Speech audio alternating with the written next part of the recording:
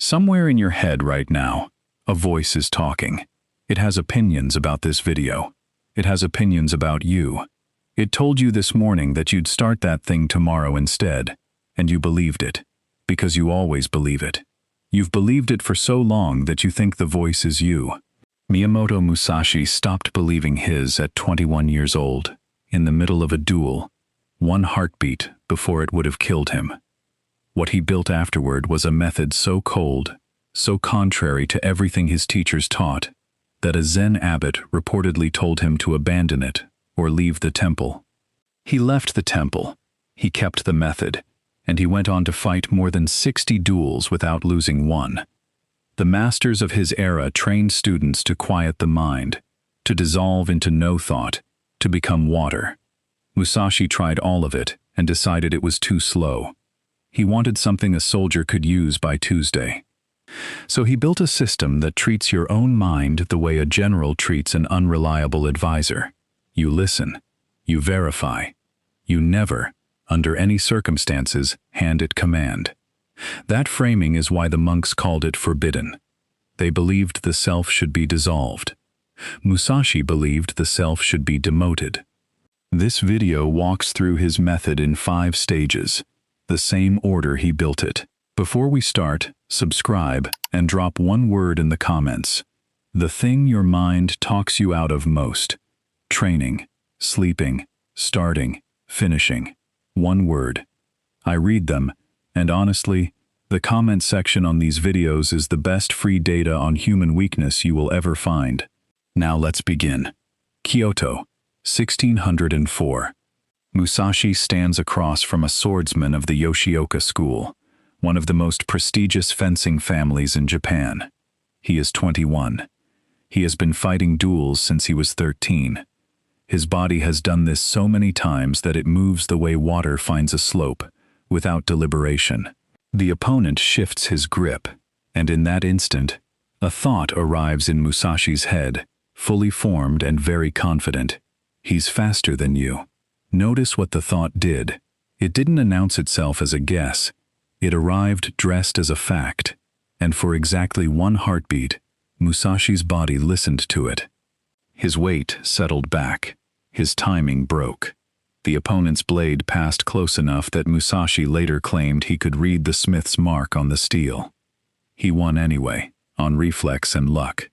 But that night he sat awake and conducted what may be the most important interrogation of his life. Not of the enemy, of the thought. Was the man actually faster? No. Musashi had watched him move. The evidence said otherwise. So the thought was false. It had arrived uninvited, presented no proof, contradicted his own eyes, and his body had obeyed it instantly anyway. That's when the question hit him, the one that would shape the next 40 years.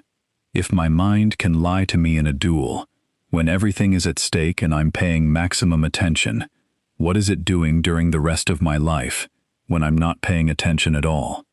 He started keeping count. Over the following weeks, he tracked every claim his mind made and checked it against reality. You're too tired to train today. Checked it. Trained anyway, at full strength, no collapse. False. This technique is good enough, no need to drill it further. Checked it against a sparring partner. The technique failed under pressure. False. That man across the inn insulted you. Respond or lose face. Checked it. The man had said nothing. False. By his own accounting, the mind's claims failed more often than they held. Sit with that. The advisor whispering in your ear all day, the one you obey automatically, has a losing record. Musashi's conclusion was brutal and simple. A general who kept an advisor with that record would dismiss him. Since you cannot dismiss your mind, you do the next best thing. You strip it of authority. Everything that follows rests on one move, and most people refuse to make it, which is exactly why most people stay stuck. The move is this. Stop treating your thoughts as your decisions. A thought is a report that arrives at headquarters. Some reports are accurate. Many are rumors. A few are enemy propaganda wearing your uniform. The commander's job is never to silence the reports. Reports are useful. The commander's job is to make sure no report executes itself. This is where Musashi split from the Zen orthodoxy of his time, and it's worth understanding why. Because the distinction still matters 400 years later. The temple approach says, through years of meditation, thin the stream of thoughts until stillness remains. Beautiful. Also, a 20-year project, and Musashi had a duel next month. His approach says, leave the stream exactly as loud as it is. Change who's in charge of the gate. He gave the practice a name in his personal notes. Kagedori, taking hold of the shadow. The name comes from an observation he made about fear. A shadow on the wall can look like a man with a sword. If you run from the shadow, it rules you forever, because you never learn what cast it. If you walk up and put your hand on the wall, you find out in 1 second whether you're facing steel or a branch outside the window. Every thought got the same treatment. When a thought arrived carrying urgency, Musashi would name it out loud, alone, in a flat voice. Fear says the man is faster. Comfort says skip the morning drill. Pride says answer the insult. Then, and this is the strange genius of it, he would require the thought to show evidence, exactly as he'd require it from a scout returning to camp. What did you see? Where?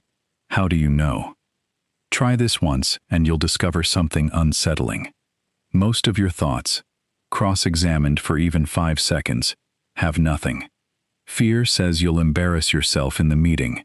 Asked for evidence, it offers a memory from 9 years ago and a feeling. That's the whole case.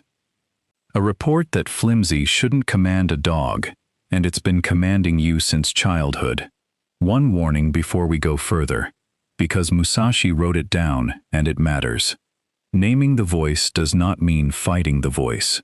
The moment you argue with a thought, you have already promoted it to a negotiating partner.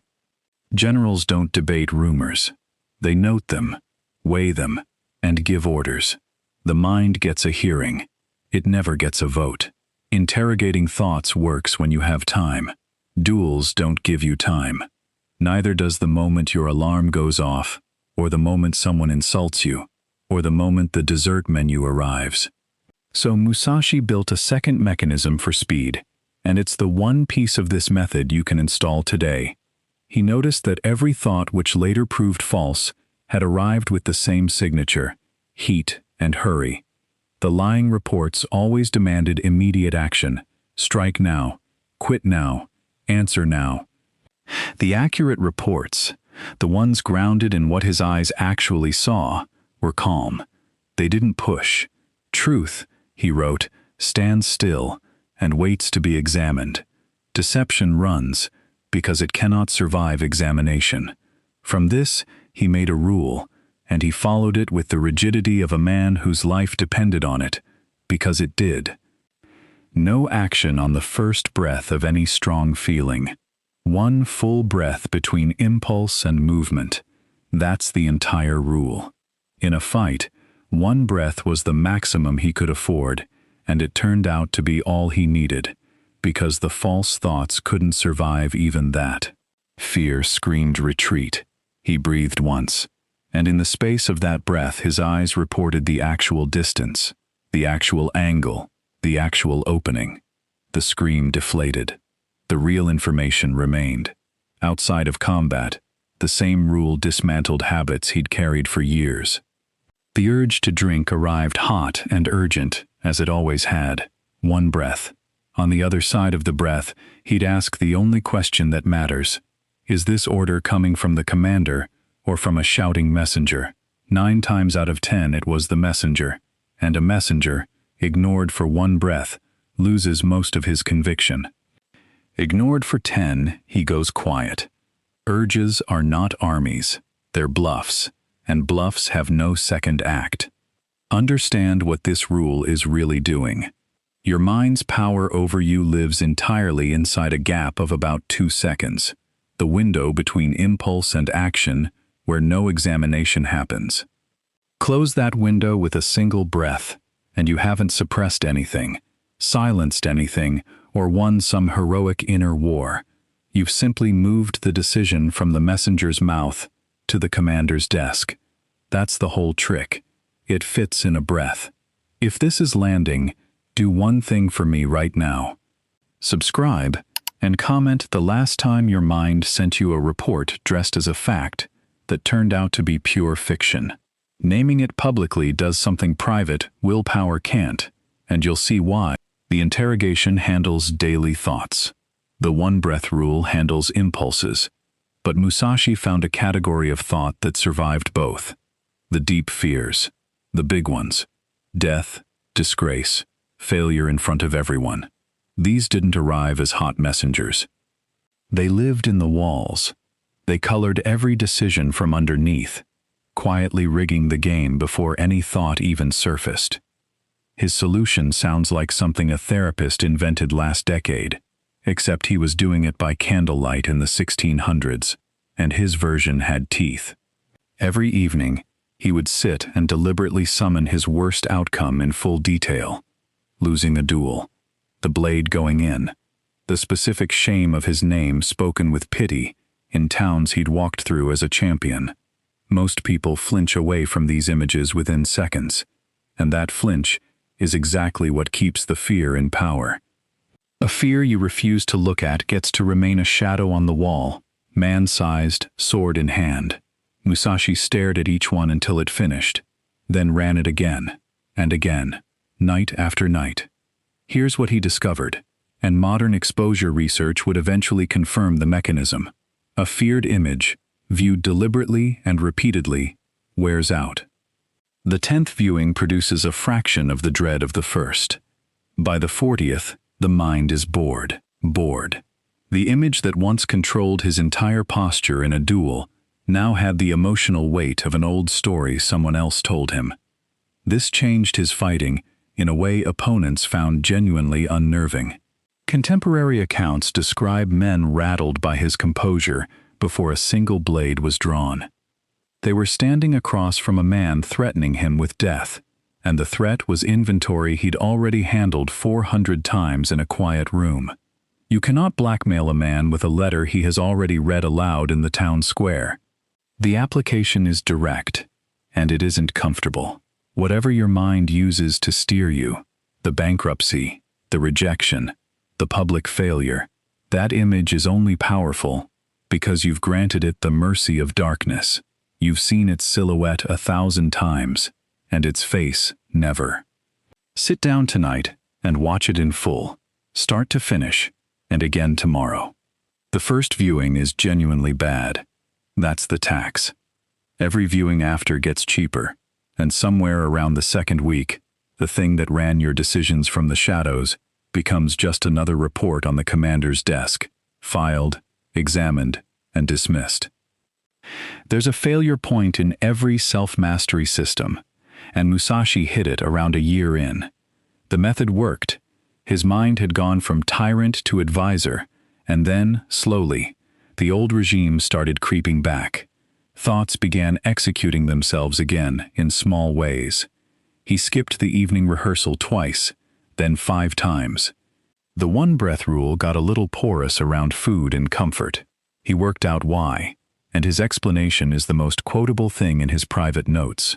Authority that is not exercised is not believed. A commander who never issues a hard order stops being a commander, no matter what his title says. The soldiers watch what he does, and the mind is the most attentive soldier that has ever existed. It watches every single hour. If a full day passes in which you never once override it, it draws the correct conclusion. The commander is ceremonial, and it resumes rule, politely at first. So Musashi added the final component, the one that keeps the other 4 alive. Once a day, every day, he would find one thing his mind objected to and do it precisely because of the objection. Nothing dramatic. Cold water when the mind voted warm. 50 extra cuts when it declared training complete. Standing when it lobbied hard for sitting. The size of the act was irrelevant. What mattered was the signature at the bottom of the order. Overridden. By command. 1 override a day. That's the maintenance cost of owning your own mind. Miss a few days and the advisor starts drafting orders again. Keep the streak and something compounds that no amount of reading or planning can produce. Your mind develops a track record of you winning. When a new hard thing arrives, some large decision, some frightening opportunity, the internal objection rises and then checks the ledger. The ledger shows 900 straight losses. Objections with that record come in quieter. Eventually they come in as suggestions, hat in hand, which is what they should have been all along. This is the answer to the question people always ask about Musashi: how one man fought past 60 of the deadliest swordsmen alive and died undefeated, in bed, at 61, writing a book. Plenty of opponents matched his technique. A few probably exceeded it, but every one of them walked into the ring, accompanied by an unvetted advisor, with a losing record and full command authority, and Musashi walked in alone. In a contest between two skilled men, the one whose own mind cannot betray him at the critical heartbeat wins. He knew it, because at 21, for exactly one heartbeat, he'd been the other guy. So here is the whole forbidden method, the thing the temple couldn't accept. Demote the mind from ruler to advisor. Name every report and demand its evidence. Put one breath between every impulse and every action. Rehearse your worst fears on purpose until they bore you, and issue one override a day, forever, so the demotion sticks. None of it requires a sword, a mountain, or a decade. It requires that you stop extending automatic trust to a voice with a documented record of lying to you. That's it. That's the entire entry fee, and your mind is objecting to it right now, which you can now recognize as the first report on your new desk. Give your first override today. Then come tell me what it was in the comments, because a commitment made in public is an order the mind finds much harder to countermand. That's the story, for now. If you found it worth your time, subscribing and hitting the bell costs you nothing and helps more than you'd think. Another one's coming tomorrow. Thanks for watching.